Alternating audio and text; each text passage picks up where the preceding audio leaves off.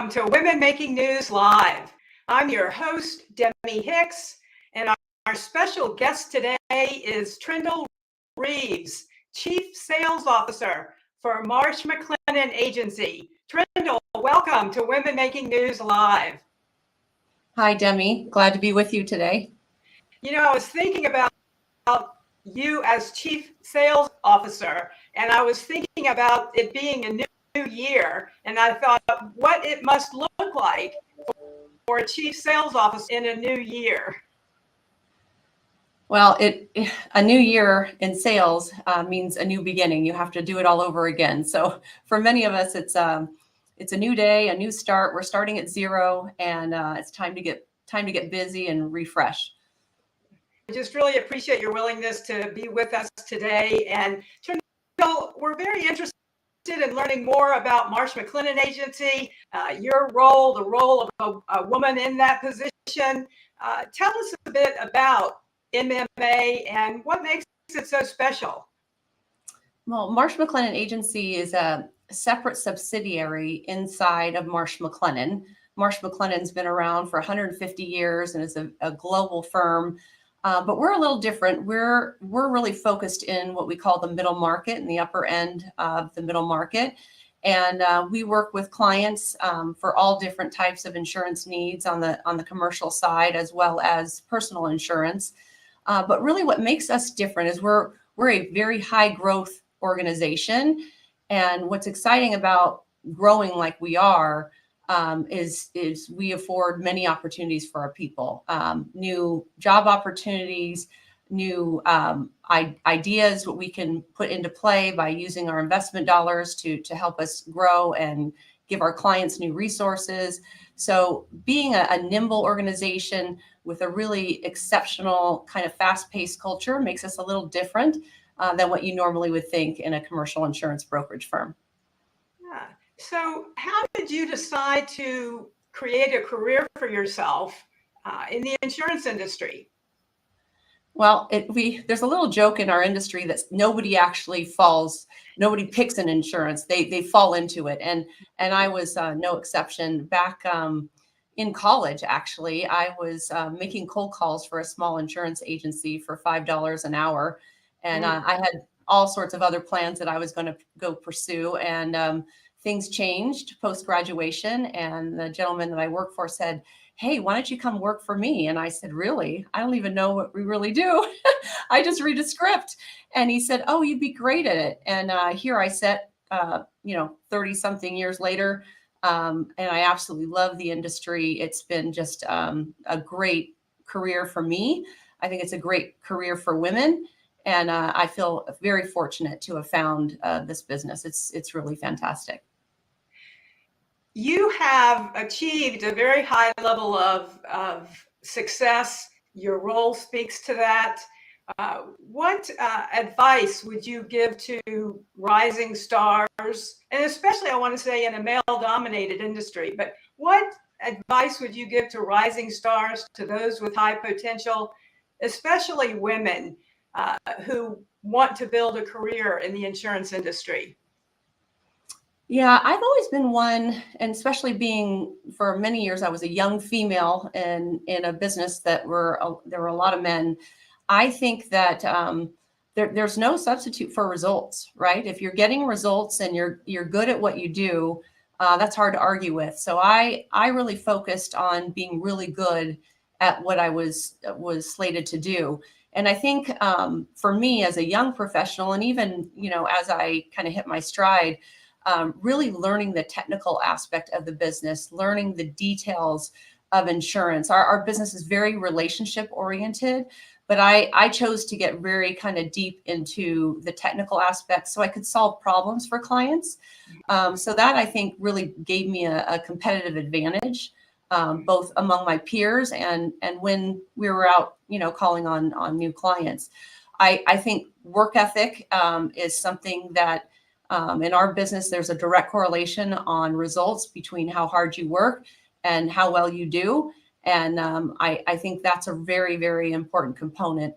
And then lastly, I'll say, learning from failures. I mean, the business, you don't win all the time, right? And so if you can take a moment and reflect and say, okay, what would I do different next time so that you're constantly improving in the profession? I think that's a great way to look at it, rather than looking at the failures, using those as lessons learned.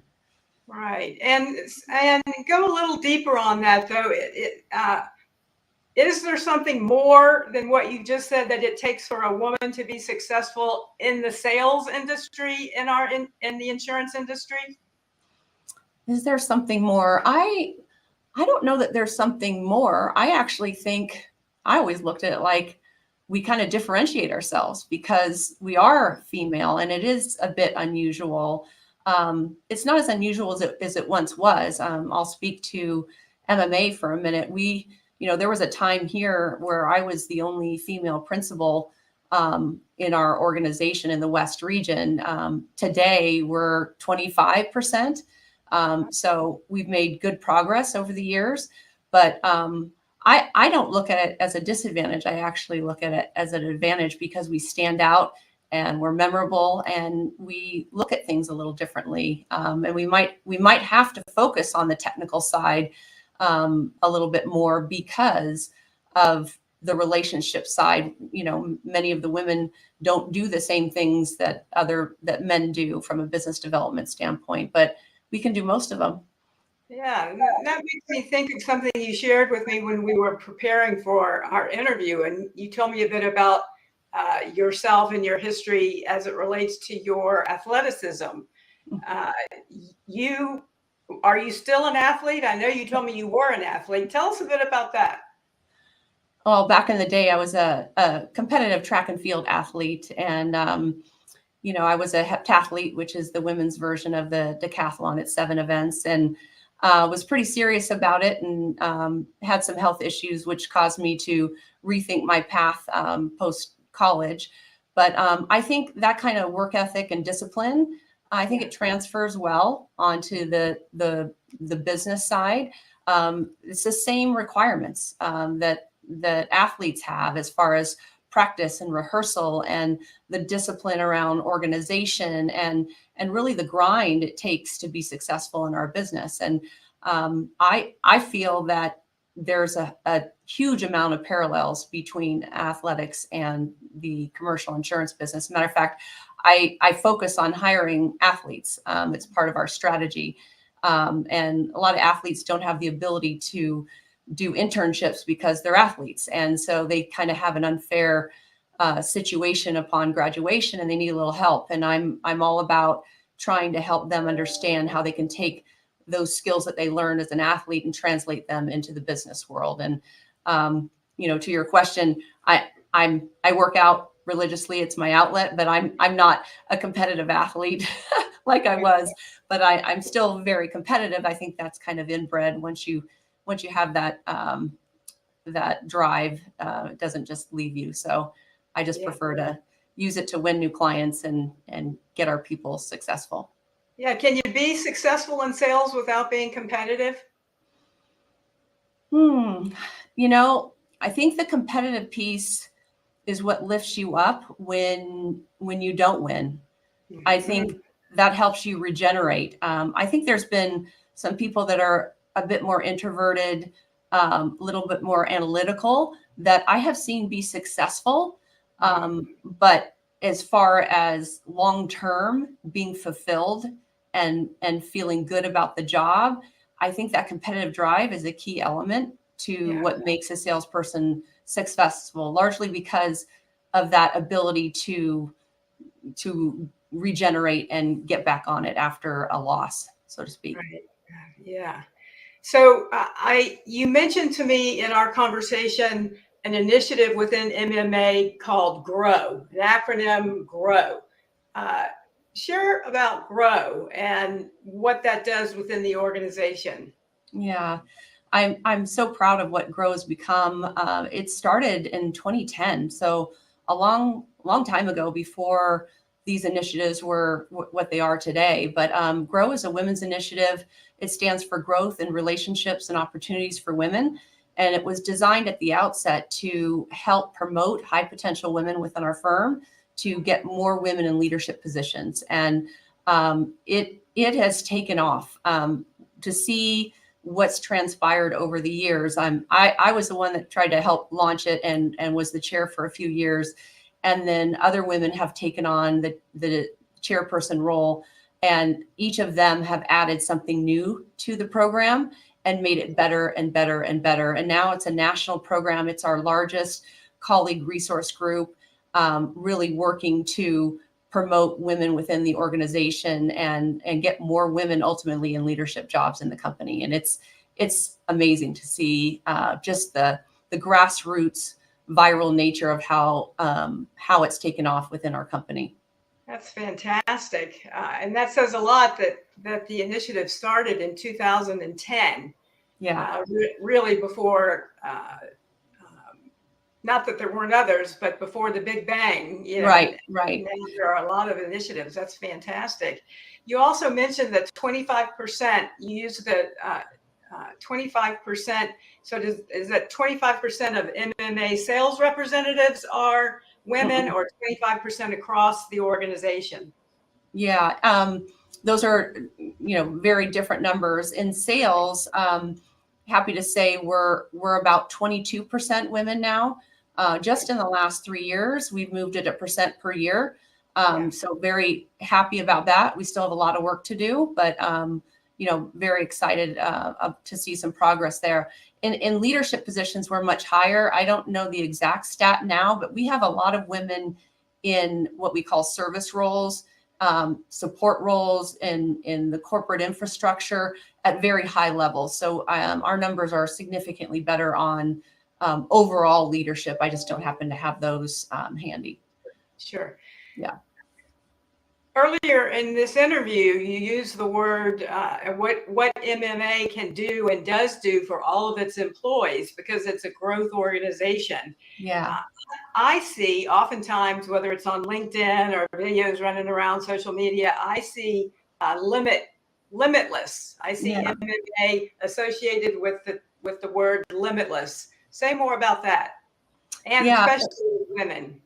Yeah, and we thought long and hard about that as a kind of a mantra for our organization, and it's kind of twofold. It's limitless for clients, right? And the clients that we serve, and helping them with the possibilities that they need in protecting their organization. But internally, it's limitless from a career standpoint. We are really good at giving people opportunities to succeed in new roles. We'll give them a stretch project to see how they perform, to push them from a skill set standpoint, to give them opportunities to shine, and to see if that's something they want to be able to take on more. Do they want to contribute in a different way within our organization? And fortunately, growth allows you to do those kind of things. So if you're growing and you have new opportunities you want to explore, you can take people and say, hey, would you like to give this a whirl in addition to what you're doing now? And if it works out and we decide to go down that road, you would be the first candidate to help be a part of it. And it really affords new opportunities for our people. And it's one of the things I love most about our organization, is just to see how many promotions from within we've done in the last few years. It's just incredible. And we've got a lot of young professionals, a very dynamic workforce. I think you've answered this next question, and I want to just reframe it and ask it again, because it's so important. And whether it's a young professional or a mature professional, professionals are always interested in how an organization views potential. Yeah. And so how, Trindl, do you as a sales officer, leader, but how does MMA view potential? Yeah. Potential is an interesting thing. I think it depends on where the person is at that point in their life, right? So if somebody's, been around a while, I view our job as leaders is to inspire those people to be the best they can be. If that means taking on more, then that's great. But maybe it's staying in that same role, but just performing at a higher level. So potential, I think, is different depending on who you're talking to and where they are in their career. But I think the idea is to really sit down and talk with them and understand what their goals are and help them achieve those goals, whether it is just perfecting what they do day in and day out so they feel fulfilled, or taking on greater responsibilities within the organization. Yeah, that's good. So you obviously have a lot of passion. Your confidence and your competitiveness both show through here, and I appreciate you bringing that to us and to our audience. But if I were to ask you the question about your passion, and what are you passionate about most personally and professionally? Yeah, yeah. Early in my career, I love solving client problems, winning new clients. That's where I got my high from, right? And what's really been transformative for me personally is bringing people into the business, whether it's from a competitor or young people into the business, like we talked about, and watching them be successful. When you've hired and trained and onboarded hundreds of people and they're all thriving, Yes. And creating wealth for themselves and their family, having success, for me, that just fills me up. I got a call from a producer. We hired producers, our term for a salesperson, but I hired him from somebody else, a competitor, less than 6 months ago, and he was frustrated. And he called me last Friday and said, "I just have to tell you, I won a new client." He told me what the revenue for the account was, and he said, "I just thank you so much for saving me and believing in me and bringing me to the organization, because my life has changed." And for me, that's just the best. And to be able to have an impact on somebody's life like that, to be able to see that he's thriving in our company is just awesome for me. Yeah, nice. And so making a pivot to the industry as a whole, Trindl, Mm-hmm. What are your hopes for the future of the insurance industry? There's a lot going on right now that all of you in the business, and especially the brokerage space, are having to contend with. Mm-hmm. Not unlike other industries as well. But what are your hopes for the future of the insurance industry? Our industry, it's not talked about a lot, but there is a succession planning issue within our industry. I mean, we're kind of getting old as an industry in total. We're very white and we're very male. So I think with the succession planning, challenges that we have, getting new people into the business, making that part of the industry seems like a really good idea. We've been doing it for some time, but I've always kind of scratched my head and wonder why others don't jump on that as well. It takes a lot of work to bring new people in and to train them. But I think that's a game changer. I think promoting the industry as a wonderful place to work and build a career, we need to be talking about it more. Most people don't understand that there's a reoccurring revenue aspect of our business that you can't find many places. And so you can actually build a business inside of our organization without giant financial risk. And I think that's really cool, where you can come in and build something and be a part of something at the same time without, taking a mortgage out and, having to bet the farm on trying to start your own company. So I think it's very unique, very entrepreneurial.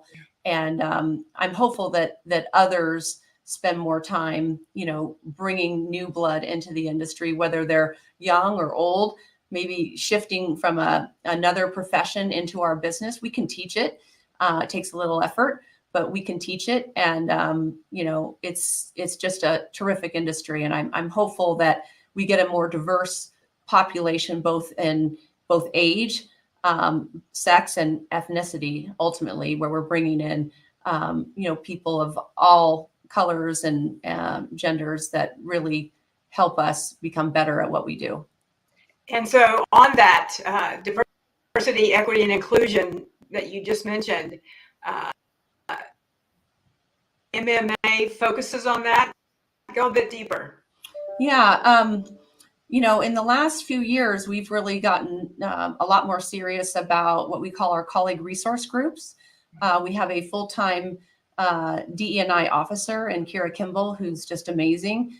But we have colleague resource groups, which allow people to join and get involved in different diversity efforts.